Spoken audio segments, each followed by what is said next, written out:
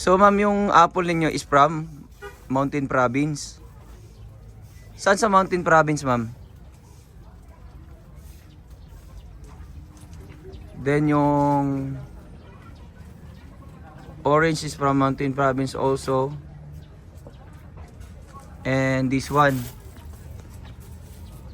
ito po from Mountain Province, Persimmon is from Sablan, Benguet. And also yung grain grapes po is also from Sablan, Benguet. So seasonal yung mga fruits po natin, mga tropang totoo.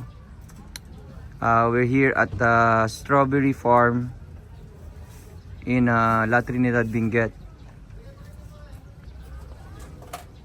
So again po mga tropang totoo, feel free to visit dito po sa strawberry farm, La Trinidad, Benguet.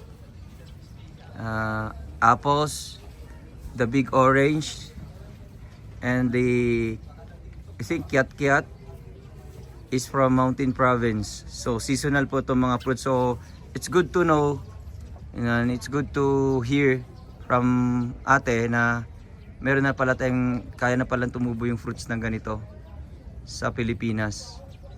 And the persimmon, this one, and the green grapes na ginagawang tanghulo ay from Sablan, Benguet. So again, good day po mga totoong troopers.